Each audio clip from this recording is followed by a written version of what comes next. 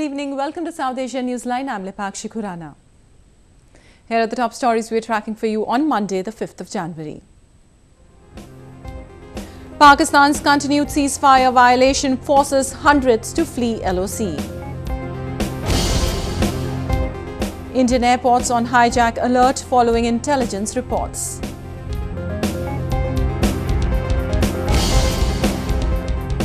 And Central Indian city elects country's first transgender mayor.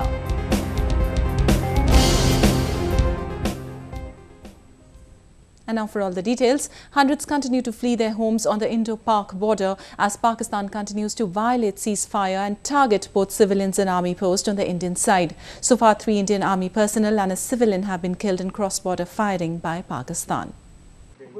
Pakistan resumed firing at Indian posts in early hours on Monday, triggering fresh exodus of villagers. Over 3,500 people have migrated from border villages in Samba and Kathua districts ever since Pakistan started unprovoked firing on the New Year's Eve. Many have been living in temporary shelters and relief camps far from the border. Villagers who are still caught in the crossfire said Pakistan is deliberately targeting civilian areas. आज क्या हुआ कि सुबह firing हुई, बहुत सारे blast हुए. Actually पहले ये गांव डाउन में था, उनके टारगेट में नहीं था. 31 दिसंबर से लेके ये गांव बिल्कुल टारगेट में है और जितनी भी फायरिंग हो रही है इस गांव के ऊपर ही हो रही है. पाकिस्तान से हमें इतना ज़्यादा प्रेशर हो चुका है कि यहाँ पे डेली फायरिंग किए जा रहे हैं और आज सुबह भी एक यहाँ पे हमारे गांव की जो लेडीज़ थी वो एक्सपायर हो गई है और अचानक से अभी कोई 1 घंटा पहले हमें कुछ समझ नहीं आया, वहाँ से पाकिस्तान की तरफ से इतनी ज़्यादा फायरिंग स्टार्ट हो गई कि एक शेल जो था हमारे घर के बिल्कुल पास में पड़ा और शेल पड़ते ही एक लेडीज़ जो है इंजर्ड हो गई और हमारे गाँव में भी इतना अफरा तफरी मची हुई है कि सभी जो हमारा गाँव छोड़ के सांबा में यहाँ से निकल चुके हैं गाँव से सारे. Islamabad, which continues to be in a denial mode on its side, is blaming New Delhi for violating the ceasefire. According to Pakistan Army, 4 of its personnel have been killed by Indian forces.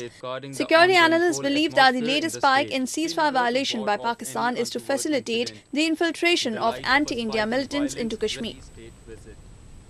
Security has been stepped up at major airports in India following warnings of a possible hijack attempt.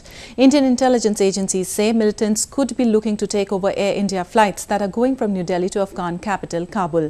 Our political editor Smita Prakash has more in this report. Passengers have been advised to reach airports in India, especially in the capital New Delhi, well ahead of departure. That's due to the multiple security checks in place since the weekend. Armed commandos have been stationed at the New Delhi International Airport after an intelligence alert that said state-owned carrier Air India could be targeted by unidentified terror groups. Also, luggage is being screened multiple times and passengers are subjected to body frisking and random checks. Actually, हम लोग आज ही paper में इसको अभी paper में देखा ना, इसलिए हम लोग जल्दी आ गए. सिक्योरिटी ज़्यादा होगा तो हम लोग को टाइम लगेगा. हम लोग कोऑपरेट इनके साथ ज़्यादा कोऑपरेट करने को राजी है ना. The last hijack of an Indian carrier was in 1999 when gunmen took over an Indian Airlines aircraft and forced the plane to land in Kandahar in Afghanistan. The Indian government had to release 3 militants from their prisons in exchange for the passengers. With US President Barack Obama scheduled to visit New Delhi on January 26th for the Republic Day celebrations, security at vital installations in the country, including airports, has been beefed up. Terrorism की threat हर जगह बनी हुई है और आप जानते हैं कि हिंदुस्तान की जो पोजीशन है वो जियोपॉलिटिकली बहुत ही क्रिटिकल रही है पिछले 30 सालों में और पिछले कुछ सालों में ये स्थिति और ज़्यादा भयावह हो गई है. तो इस समय छोटी छोटी थ्रेट को भी हमें बहुत सीरियसली लेना होगा और सेफ्टी में कोई किसी तरह का कंप्रोमाइज़ हम नहीं कर सकते हैं. The police in the eastern Indian city of Kolkata has made 1 arrest so far in connection with a phone call about a possible hijack. Investigations are on to trace the origin of the call and the specific terror threat by an unidentified terror group. Smita Prakash, South Asia Newsline in New Delhi. Shia community in Pakistan has termed the blast in a playground in Pakistan's tribal region an act of sectarian attack. A bomb targeting Shias struck a volleyball match in Lower Orakzai agency of the FATA on Sunday, killing at least 5 people. The condition of several of the injured is said to be critical. The remote-controlled bomb was reportedly dug into the Hussaini ground owned by the local Shia community. 4 blasts have already hit this ground before. Though no group has claimed responsibility for Sunday's attack, Orakzai is one of the country's tribal regions where Pakistan, Taliban and Al-Qaeda have strongholds. The demand for speedy execution of war criminals is gaining ground in Bangladesh. Over a dozen convicts are currently awaiting death penalty for their involvement in war crimes committed during the 1971 Liberation War. Bangladeshi youth and activists under the banner of Ganajagaran Manch or the People's Resurgence Platform have hit the streets of capital Dhaka yet again. The movement that once spearheaded the demand for trial of perpetrators of the biggest crimes committed in Bangladesh's history has now called for execution of death sentences awarded to the convicts. The Manch claimed efforts are being made within the country and internationally to save the war criminals from gallows.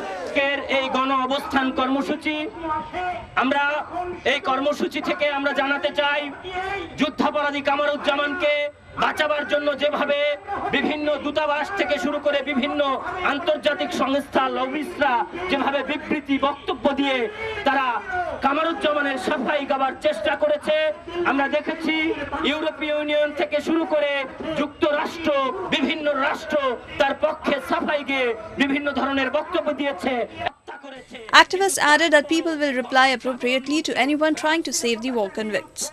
যুদ্ধাপরাধীদের বাঁচাবার চেষ্টা করলে কিংবা যুদ্ধাপরাধীদের সংগঠন জামাত শিবিরকে বাঁচাবার চেষ্টা করা হলে তার দাঁত ভাঙা জবাবও এই গণজাগরণ মঞ্চ দিতে পারবে বলে আমি বিশ্বাস করি।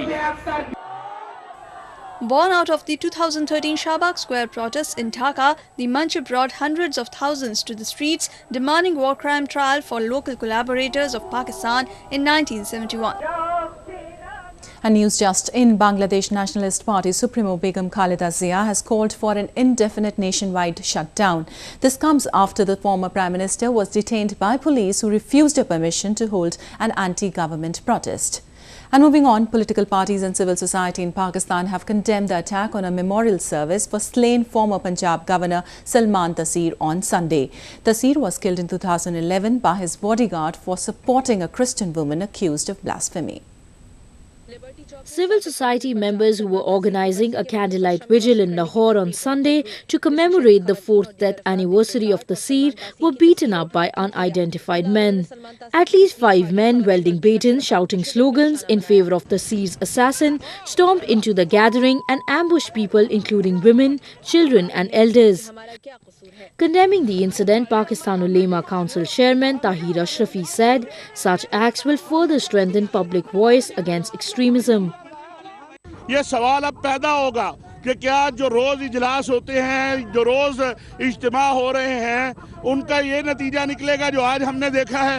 सिविल सोसाइटी मजीद मजबूत होगी इससे उलमा का वो तबका जो अमन चाहता है मजीद मजबूत होगा। हम गुंडागर्दी नहीं करने देंगे। Taseer, who was a critic of the country's blasphemy law, had been for long advocating its reformation. He became the target of extremist groups after he met Asia Bibi, a Christian woman on death row inside a jail. Taseer was shot dead by his own bodyguard Mumtaz Qadri in January 2011. Qadri, who was arrested immediately, was deemed a hero by extremists, with even lawyers pelting rose petals on him when he was produced in the court. He was convicted to death in October same year. Indian Prime Minister Narendra Modi has called for more autonomy for the country's struggling state-owned banks. At a landmark meeting over the weekend, he assured dozens of top bankers that reforms are coming soon. A report. The two-day bankers' retreat, Gyan Sangam or confluence of knowledge, ended on a high note. Calling for an end to lazy banking, PM Narendra Modi said he won't meddle in banking operations but reiterated that his government stands ready to help. A 7-point reform agenda was hammered out at the meeting. At the top of the list is the establishment of a bank investment committee to oversee the dilution of the government's holdings. The idea is to wean India's largest banks off of being wholly owned and controlled by the government to what they call state-linked. The closed-door meeting was called at a time when loan growth is becoming a real issue. Banks have been treading carefully given the amount of bad debts in their books. and roughly 90% of the total bad loans in the system are held by state-owned lenders. One of the biggest problem today is NPA, non-performing assets, which is sitting in the books of these banks, which in turn is causing a strain on the capital. So the banks needs capitalization, and all this somewhere has to do with the efficiency of running the banks. The group also resolved to help small public sector banks become more competitive and, where necessary, consolidate. Banks being the most important engine of growth for an economy, it's an excellent opportunity for the government now to sort of build a consensus and go in for policy reforms which not only help the banking sector but sort of unlocks the tight credit environment that we have so far. Cybercrime and improving financial literacy were also hot topics at the meeting. Finance Minister Arun Jaitley echoed Modi's comments, saying India's banks have to be given a sufficient amount of leeway in order to develop a more commercial mindset. India loves to take the lead when it comes to giving transgenders their rights. The community inched one step closer towards attaining social recognition. Take a look. India on Sunday scripted history by electing its first transgender mayor in central Chhattisgarh. In the landmark judgment, independent candidate Madhu Kinnar, belonging to the Dalit community, won the mayor election of Raigarh Municipal Corporation against BJP's Mahavir Guruji. Madhu pledged to work for the plight of outcasts who live in the shadows of a conservative society. के लिए मैं करना चाहूँगी कि उन लोग train पे ना मांगे और उल्टा सीधा हरकत नहीं करें क्योंकि इसमें सबका बदनाम है और सबको मैं छोटा मोटा अच्छे काम करना। Considered outcasts, India's 2 million transgenders have for long remained marginalized and sidelined in the society. But a string of recent developments have changed the mindset of people towards them. India became one of the few countries in the world to recognize the community as a third gender after a Supreme Court ruling in April last year. The landmark judgment gave the transgenders legal recognition, entitling them to same rights as any other citizen. Sunday's historic win also comes months after a Coimbatore-based news channel hired Padmini Prakash as its first transgender news anchor. For a community that faces regular oppression in a Muslim-dominated country, it was a moment of glee and pride. Take a look at how the Hindus in Pakistan broke all barriers and gave this nuptial its opulence. Amid a glittering venue and rumbling Vedic chants, Hindus in Pakistan overcame all religious hindrances and stood for their community strong and confident. At least 50 Hindu couples entered into wedlock in commercial capital Karachi as the country hosted one of its biggest mass wedding ever. Decked up in their traditional attires, they exchanged garlands and sought blessings of their loved ones. Relishing the unique ceremony, participants said it was a blessing to share the joy with so many people. बहुत खुशी है, बहुत अच्छा feeling महसूस हो रहा है। सब हमारे साथ साथ सबकी शादी हो रही है। मैं सबको जो है मुबारकबाद देना चाहता हूँ। The unique event was an initiative of a non-governmental, the Pakistan Hindu Council, aimed at promoting communal harmony and providing expenses to the poor and needy couples. हम लोग गरीब लोग हैं, हम लोग अपने घर में शादी नहीं कर सकते, इसलिए यहाँ पर आए शादी करने के लिए। हम लोग 4 बहनें ही हैं, भाई है नहीं। एक आखिरी मैं ही हूँ, मेरी शादी हो रही है। Hindus are the largest minority in Sunni-dominated Pakistan and make up about 2% of the country's 180 million population. Most Hindus live in Sindh province and have fallen victims to several instances of alleged abductions and forced conversions of women to Islam. Well, that's the way it was in South Asia this evening. Before we conclude, the top stories once again.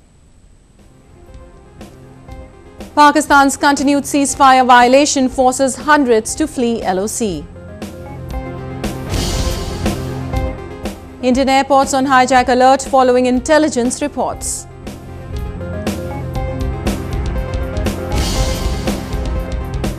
And Central Indian city elects country's first transgender mayor.